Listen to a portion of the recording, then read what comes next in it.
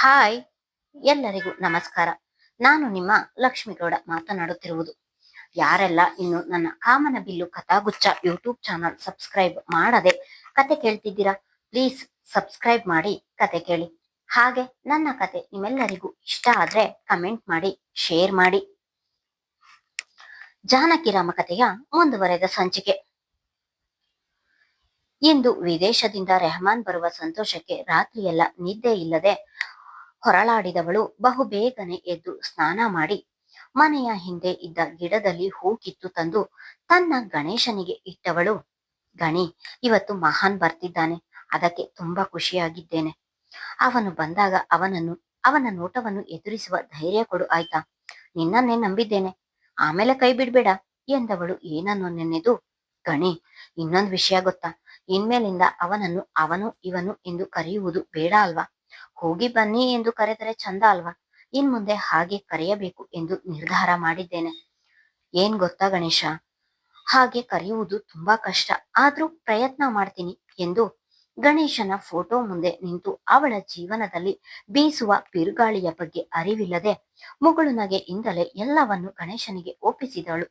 ಅಡಿಗೆ ಮನೆಗೆ ಬಂದಿದ್ದಳು. ಚಿಕ್ಕತ್ತೆ, ಮಹಾನನಿಗೆ ಏನು ಅಡಿಗೆ ಇಷ್ಟ ಎಂದು ಹೇಳ್ತೀರಾ, ಸಂಜೆ ನಾನೇ ಎಲ್ಲ ತಯಾರು ಮಾಡ್ತೀನಿ ಎಂದವಳು. ಸಾರಿ ಚಿಕ್ಕತ್ತೆ, ಅದು ಮಹಾನ್ ಅವರಿಗೆ ಎಂದು ಅವಳು ಹೇಳಿದ ಏಕವಚನ ಮಾತನ್ನು ಮತ್ತೊಮ್ಮೆ ಬಹುವಚನದಲ್ಲಿ ತಿದ್ದಿದಳು. ಅವಳ ಮಾತಿಗೆ ನಕ್ಕ ನಗ್ಮ ಅವರು, ಪರವಾಗಿಲ್ಲ ಜಾನಕಿ, ನೀನು ಇಷ್ಟು ದಿನ ಅವನನ್ನು ಹೇಗೆ ಕರೆಯುತ್ತಿದ್ದೋ ಹಾಗೆ ಕರೆ, ನಮ್ಗೆ ಯಾರಿಗೂ ಬೇಸರ ಇಲ್ಲ ಎಂದು ನಕ್ಕಿದ್ದರು. ಅವರ ಮಾತಿಗೆ ತಲೆ ಕೆರೆದುಕೊಂಡು ಮುಗಳು ನಕ್ಕಿದ್ದಳು. ನಮ್ಮ ಮಹಾನನಿಗೆ ಏನಿಷ್ಟ ಆ ಅಡ್ಗೆಯನ್ನು ಮಾಡ್ತೀಯಾ, ಹಾಗಾದ್ರೆ ಅವನಿಗೆ ಬಿರಿಯಾನಿ ಇಷ್ಟ ಎಂದರು. ಬಿರಿಯಾನಿ ಎಂದ ತಕ್ಷಣ ಅವಳಿಗೆ ಹೊಟ್ಟೆ ಕರಳು ಮರಳಲು ಶುರುವಾಯಿತು. ಚಿಕ್ಕತ್ತೆ, ಗೊತ್ತಿದ್ ಹೀಗೆ ಹೇಳ್ತೀರಾ, ನಾನು ಹೇಳಿದ್ದು ವೆಜ್ ಅಡುಗೆಯಲ್ಲಿ ಏನು ಇಷ್ಟ ಹೇಳಿ ಎಂದು ಹುಸಿ ಮುನಿಸಿನಿಂದ ಹೇಳಿದರೆ. ನಾನು ತಮಾಷೆ ಮಾಡಿದೆ ಜಾನಕಿ, ಅವನು ನೀನು ಏನೇ ಮಾಡಿಕೊಟ್ಟರೂ ತಿನ್ನುತ್ತಾನೆ, ಆದ್ರೆ ಪಲಾವ್ ಎಂದರೆ ಸ್ವಲ್ಪ ಹೆಚ್ಚಿಗೆ ಇಷ್ಟ ಎಂದರು. ಸರಿ, ಅದನ್ನೇ ಮಾಡ್ತೀನಿ, ನೀವು ಮಾಡುವ ಹಾಗೆ ಹೇಳಿಕೊಡಿ ಎಂದಳು. ಚಿಕ್ಕಿ, ನಮ್ಮ ಅತ್ತಿಗೆಯ ಕೆನ್ನೆ ಇವತ್ತು ಸ್ವಲ್ಪ ತುಸು ಹೆಚ್ಚೆ ಕೆಂಪಾದ ಹಾಗೆ ಕಾಣಿಸುತ್ತಿಲ್ಲವಾ.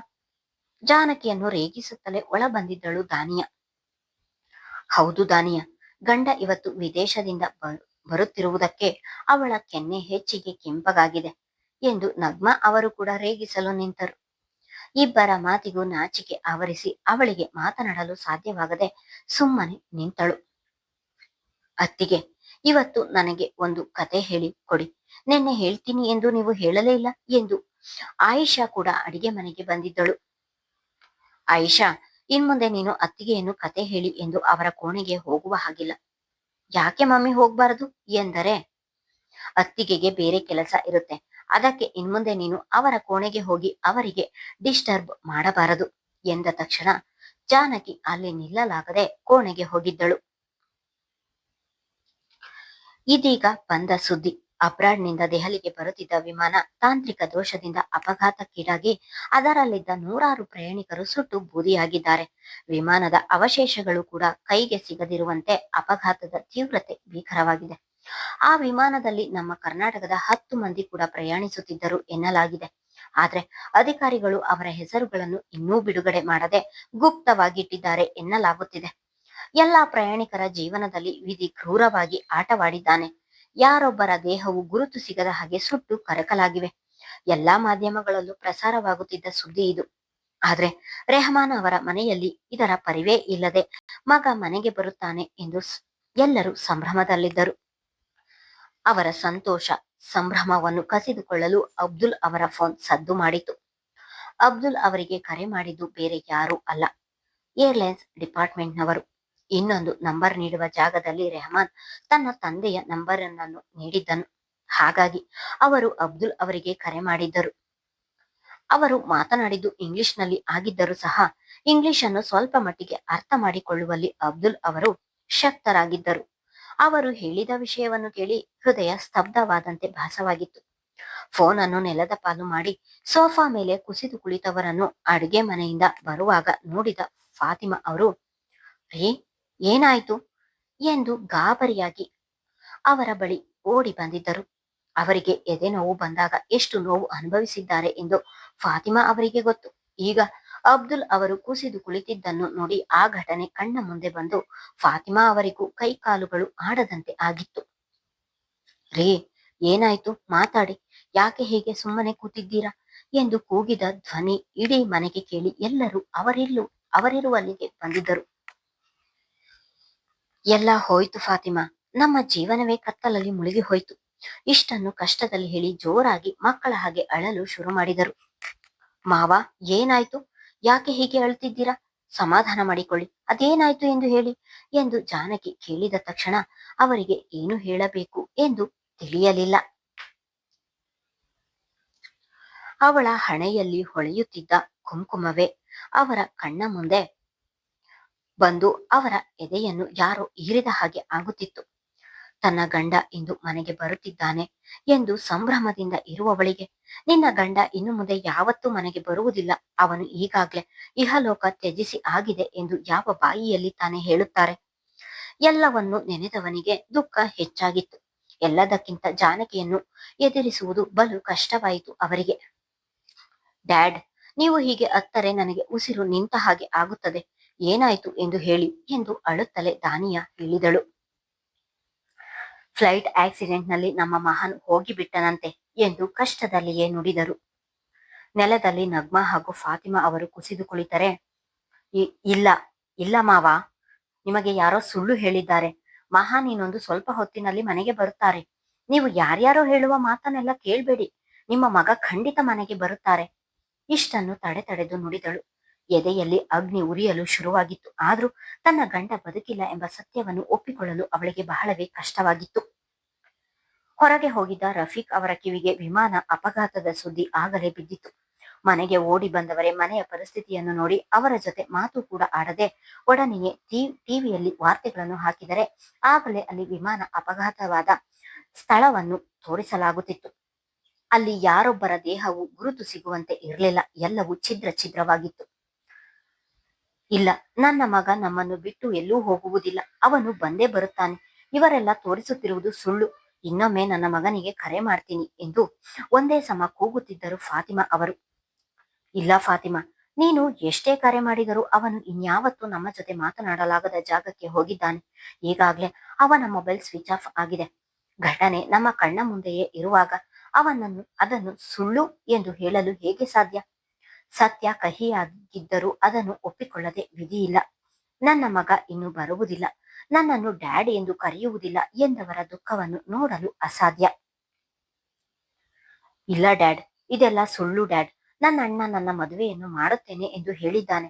ನನ್ನ ಮದುವೆ ಮಾಡಲು ಖಂಡಿತ ಅವನು ಬಂದೇ ಬರುತ್ತಾನೆ.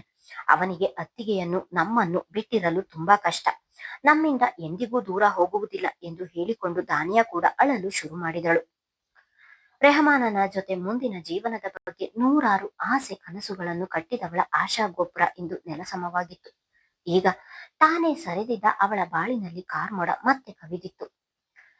ಆ ದೃಶ್ಯವನ್ನು ನೋಡುತ್ತಿದ್ದವಳಿಗೆ ಆಕಾಶವೇ ತಲೆ ಮೇಲೆ ಕಳಚಿ ಬಿದ್ದಂತಾಗಿ ವಾರ್ತೆಗಳಲ್ಲಿ ತೋರಿಸುತ್ತಿದ್ದ ದೃಶ್ಯಗಳನ್ನು ನೋಡಲಾಗದೆ ಆಗಲೇ ಕಣ್ಣುಗಳು ಕಪ್ಪಿಟ್ಟಂತಾಗಿ ಪ್ರಜ್ಞೆ ಕಳೆದುಕೊಂಡು ನೆಲದಲ್ಲಿ ದೊಪ್ಪೆಂದು ಬಿದ್ದಳು. ಅಳುತ್ತಾ ನಿಂತಿದ್ದ ಧಾನಿಯ ಜಾನಕಿ ಬೀಳುತ್ತಿದ್ದ ಹಾಗೆ ಅತ್ತಿಗೆ ಎಂದು ಅವಳ ಬಳಿಗೆ ಓಡಿದಳು. ಒಂದೆಡೆ ಮಗನ ಸಾವು, ಇನ್ನೊಂದೆಡೆ ಸೊಸೆಯ ಸ್ಥಿತಿ ನೋಡಲಾಗದೆ ಎಲ್ಲರೂ ದುಃಖಿಸುತ್ತಿದ್ದರು. ಜಾನಕಿಯ ಬಳಿಗೆ ಬಂದ ರಫೀಕ್ ಅವರು ಅವಳನ್ನೆತ್ತಿ ಸೋಫಾ ಮೇಲೆ ಮಲಗಿಸಿ ಮುಖದ ಮೇಲೆ ನೀರು ಚುಮುಕಿಸಿದರೂ ಸಹ ಅವಳಿಗೆ ಎಚ್ಚರವಾಗಲಿಲ್ಲ. ಚಿಕ್ಕು, ಅತ್ತಿಗೆಗೆ ಶಾಕ್ ಆಗಿದೆ, ಸ್ವಲ್ಪ ಗಾಳಿ ಬಿಡಿ, ಅವರೇ ಎಚ್ಚರವಾಗುತ್ತಾರೆ ಎಂದಳು. ಈಗ ತಾನೇ ತನ್ನ ಗಂಡನಲ್ಲಿ ಪ್ರೀತಿಯನ್ನು ಹೇಳಿಕೊಂಡು ಮುಂದೆ ಅವನ ಜೊತೆ ಹೊಸ ಜೀವನದ ಕನಸು ಕಾಣುತ್ತಿದ್ದವಳಿಗೆ ಆ ಕನಸು ನುಚ್ಚು ನೂರಾಗಿ ಆಘಾತವಾಗದೆ ಇನ್ನೇನು ಆಗುತ್ತೆ ದಾನಿಯಾ? ಇವಳ ಜೀವನವೇ ಕತ್ತಲಾಗಿ ಹೋಯಿತು ಎಂದು ಜಾನಕಿಯ ಬಳಿ ಕುಳಿತು ಅವಳ ತಲೆ ನೀವುತ್ತಾ ಹೇಳಿದರು ನಗ್ಮಾ. ದಾನಿಯಾಗೆ ಏನು ಮಾಡುವುದು ಎಂದು ತಿಳಿಯದೆ ಇದ್ದಾಗ ಅವಳಿಗೆ ನೆನಪಾಗಿದ್ದು ವಿಕ್ರಮ್. ಒಡನೆಯೇ ಕೋಣೆಗೆ ಹೋಗಿ ಅವಳ ಫೋನ್ ಕೈಗೆ ತೆಗೆದುಕೊಂಡು ವಿಕ್ರಮನಿಗೆ ಕರೆ ಮಾಡಿ ಅಳುತ್ತಲೇ ಎಲ್ಲಾ ವಿಷಯವನ್ನು ಹೇಳಿದಳು. ಹಿಂದಿನ ದಿನವೇ ಖುಷಿಯಾಗಿ ಮಾತನಾಡಿದ ಅಕ್ಕನ ಇಂದಿನ ಸ್ಥಿತಿಯನ್ನು ನೆನೆದು ಜೋರಾಗಿ ಅಳಲು ಶುರು ಮಾಡಿದನು. ಗಂಟಲು ಕಿತ್ತು ಹೋಗುವ ಹಾಗೆ ಒಬ್ಬನೇ ಕೂಗಿದವನು ನಂತರ ತಂದೆ ತಾಯಿಗೆ ವಿಷಯವನ್ನು ತಿಳಿಸಿ ಅವರನ್ನು ಕರೆದುಕೊಂಡು ತಡ ಮಾಡದೆ ಜಾನಕಿ ಇರುವಲ್ಲಿಗೆ ಬಂದಿದ್ದರು. ಮನೆಯ ಮಗನನ್ನು ಕಳೆದುಕೊಂಡು ಆ ಮನೆಯವರ ಒಬ್ಬೊಬ್ಬರ ಪರಿಸ್ಥಿತಿಯನ್ನು ನೋಡಲು ಆಗದೆ ಸುಪ್ರಭಾ ಹಾಗೂ ಶಾಸ್ತ್ರಿಗಳಿಗೆ ಯಾರಿಗೆ ಸಮಾಧಾನ ಮಾಡುವುದು ಎಂದೇ ತಿಳಿಯಲಿಲ್ಲ. ಸುಪ್ರಭಾ ಅವರಂತೂ ಸೋಫಾ ಮೇಲೆ ಮಲಗಿದ್ದ ಮಗಳನ್ನು ನೋಡುತ್ತಿದ್ದ ಹಾಗೆ ಅವರ ಕರುಳು ಕಿತ್ತು ಬಂದ ಹಾಗೆ ಆಗಿತ್ತು. ಜಾನಕಿ ಎಂದು ಅಳುತ್ತಲೇ ಮಗಳನ್ನು ಎಚ್ಚರ ಮಾಡಿದರು. ತಾಯಿಯ ದನಿಗೆ ಆಗ ತಾನೇ ಎಚ್ಚರವಾದವಳು ತನ್ನ ಅಮ್ಮನನ್ನು ಅಲ್ಲಿ ನೋಡಿ ಅವರನ್ನು ತಬ್ಬಿ ಇಷ್ಟು ಹೊತ್ತು ತಡೆ ಹಿಡಿದಿದ್ದ ಅಳುವನ್ನು ಹೊರಹಾಕಿದಳು. ತನ್ನ ತಾಯಿಯನ್ನು ತಬ್ಬಿ ಅಳುತ್ತಿರುವ ಅವಳ ಬಳಿಗೆ ಬಂದು ಅಕ್ಕ ಎನ್ನುತ್ತಿದ್ದ ಹಾಗೆ ತಾಯಿಯನ್ನು ಬಿಟ್ಟು ತಮ್ಮನನ್ನು ತಬ್ಬಿ ಜೋರಾಗಿ ಅಳಲು ಶುರು ಮಾಡಿದಳು. ಇಡೀ ಮನೆಯಲ್ಲಿ ಎಲ್ಲರ ದುಃಖ ಬಿಟ್ಟರೆ ಅಲ್ಲಿ ಬೇರೆ ಯಾವ ಮಾತು ಇರಲಿಲ್ಲ. ಇಡೀ ಮನೆಗೆ ಸ್ಮಶಾನ ಮೌನ ಆವರಿಸಿತು. ಆಗಲೇ ವಿಷಯ ತಿಳಿದ ಬಂಧು ಬಳಗದವರೆಲ್ಲ ಮನೆಯ ಬಳಿ ಬರಲು ಶುರುವಾದರು. ತಮ್ಮನನ್ನು ತಬ್ಬಿ ಅಳುತ್ತಿದ್ದವಳು ಏನೋ ನೆನೆದು ಅವಳ ಕೋಣೆಗೆ ಓಡಿ ದಡಾರ್ ಎಂದು ಬಾಗಿಲನ್ನು ಹಾಕಿಕೊಂಡಿದ್ದಳು ಜಾನಕಿ. ಮುಂದುವರಿಯುವುದು. ಕತೆ ಹೇಗೆ ಬರ್ತಿದೆ ಎಂದು ನಿಮ್ಮ ಅಭಿಪ್ರಾಯ ತಿಳಿಸುವುದು ಮರೆಯಬೇಡಿ. ಧನ್ಯವಾದಗಳು.